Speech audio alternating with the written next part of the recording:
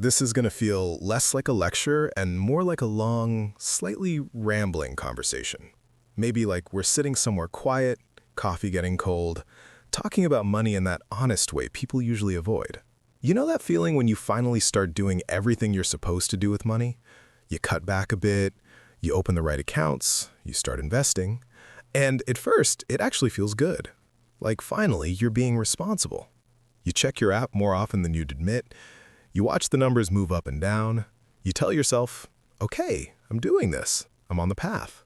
But then, quietly, without any big dramatic moment, something shifts. You start checking more often. You feel weird on red days. You feel almost tense on green days too. And eventually, you realize that the thing that was supposed to make you calmer, richer, more secure, is now doing the opposite. It's stressing you out.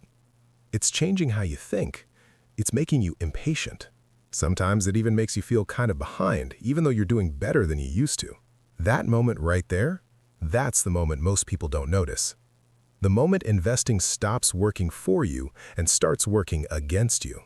And yeah, honestly, I spend way too much time thinking about this stuff. Money, investing, human behavior, and why people can do the right financial things and still feel anxious, stuck, or quietly dissatisfied. I've watched it happen to friends, to people online, to clients, and yeah, to myself too. What I want to talk about today isn't how to pick better stocks or beat the market or any of that. This is about the psychological flip that happens when investing crosses an invisible line. The line where it stops being a tool for your life and starts becoming something that controls your mood, your decisions, and sometimes even your identity. If you've ever thought, I'm doing everything right, so why does this still feel wrong? This conversation is for you. And by the end, my hope is that you don't just understand investing better. I hope you understand yourself a little better too. Because once you see this moment clearly, you can't really unsee it. And that's a good thing. Let's start with something simple. Most people don't realize the exact second investing becomes a game, not a strategy, a game. At the beginning, investing feels practical. You're just trying to grow your money. Maybe you're thinking long-term, retirement, freedom, safety, options, normal stuff. But slowly, almost without permission, a scoreboard appears. Your balance becomes a score, your returns become a ranking, other people's success becomes a comparison point. You open social media and see someone bragging about a 40% gain. You read a post about a stock that everyone knew about. You hear a friend casually mention how well their portfolio's doing. And suddenly, your investing isn't about your goals anymore. It's about how you're doing relative to everyone else. I remember noticing this in myself. I wasn't even unhappy with my progress. Objectively, things were fine. But I started feeling this weird itch. Like, yeah, but could it be better? And not in a healthy way, more like a restless, slightly jealous way. That's the moment investing starts working against you, when the scoreboard matters more than the purpose. Because once investing becomes a game, the rules change. Games trigger ego, games trigger impatience, games make you want to win now, not later. And the market, honestly, is brutal to people who want to win now. Why does this matter to you? Because comparison doesn't just make you feel bad, it actively pushes you towards worse decisions, chasing trends, overtrading, taking risks you don't fully understand. The takeaway here is simple but uncomfortable. If you catch yourself caring more about beating someone else than meeting your own goals, it's time to step back. Turn off the scoreboard. Your portfolio doesn't need to impress anyone. It needs to support your life. There's this phase a lot of investors go through. It's subtle. It usually happens after a few wins. You make a good pick, the market goes up, your account grows faster than expected, and your brain goes, oh, I get this now. That's a dangerous thought. Because investing has this sneaky way of making randomness feel like skill, especially in good markets, especially early on. You start reading more, watching more, tweaking more. You move things around, you time entries, you time exits, you feel involved, active, smart. And to be fair, learning is good, understanding what you own is good, but there's a line where engagement turns into control obsession. You start believing that if you just watch closely enough, adjust quickly enough, think hard enough, you can smooth out uncertainty. But markets don't reward control. They reward patience. I've had stretches where I was constantly optimizing, moving money around, responding to news, adjusting allocations. And you know what happened? My stress went up. My results didn't. The exact moment investing starts working against you is when you mistake activity for progress, because activity feels productive. Sitting still feels lazy, but in investing, sitting still is often the hardest and most effective move. Why this matters is simple. The more control you think you have, the more personally you take every fluctuation. Losses feel like failures. Gains feel like validation. Your emotional state gets tied to numbers you don't actually control. The action here is boring, and that's the point.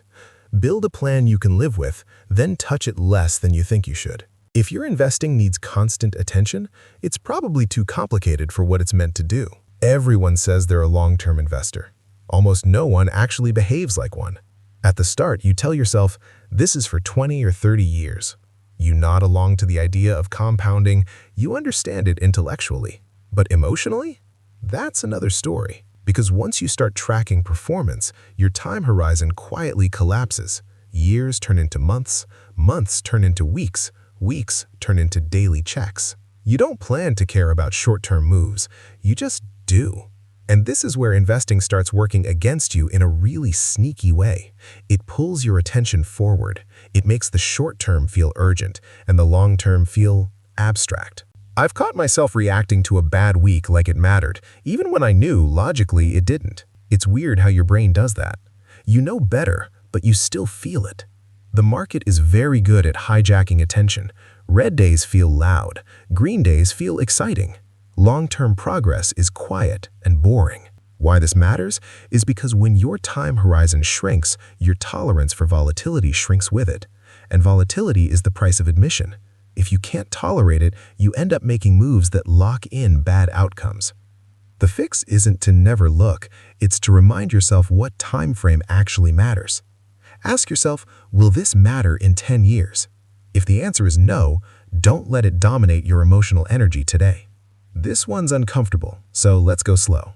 At some point, investing can stop being something you do and start becoming something you are. You're not just a person who invests, you're an investor. Maybe even a smart one.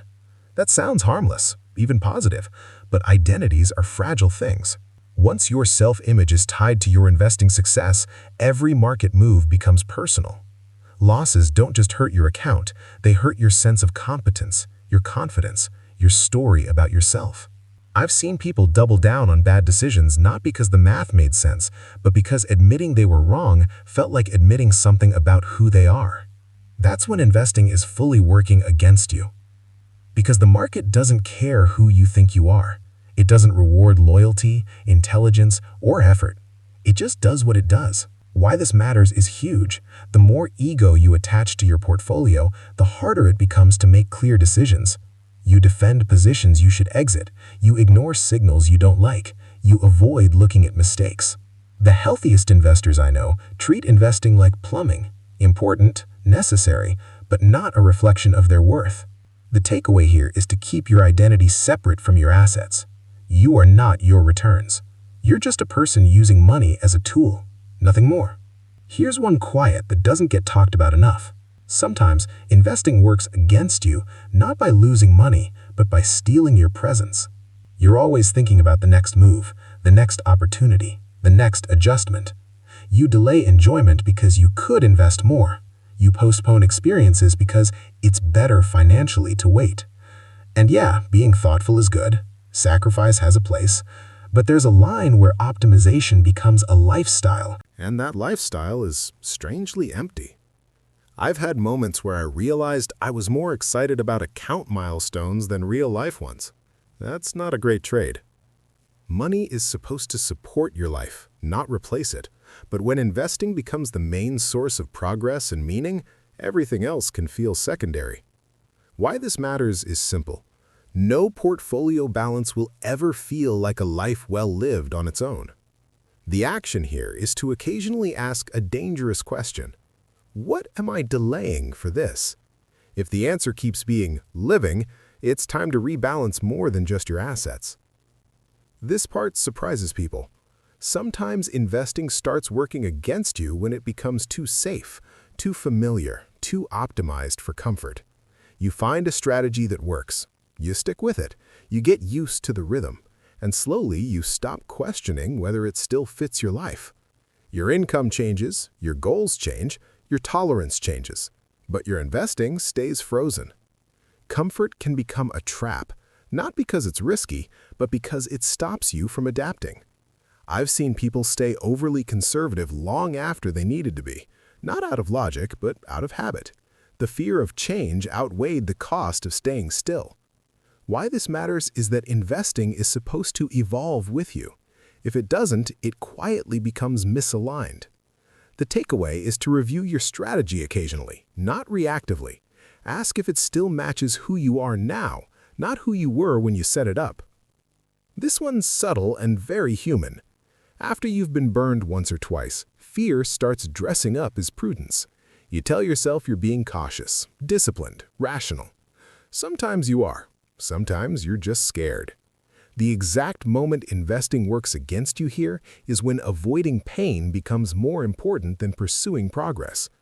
I've avoided good opportunities because they reminded me of past losses, not because they were bad ideas, but because they made me uncomfortable.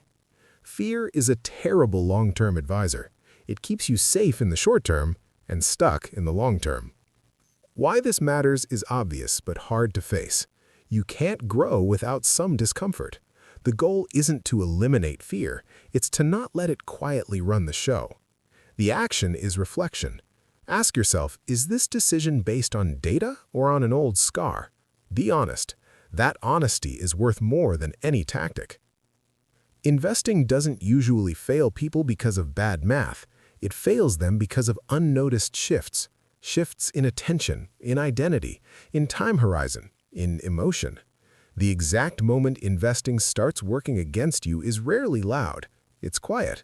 It feels reasonable. It feels justified. It's when comparison replaces purpose, when control replaces patience, when ego replaces clarity, when optimization replaces living.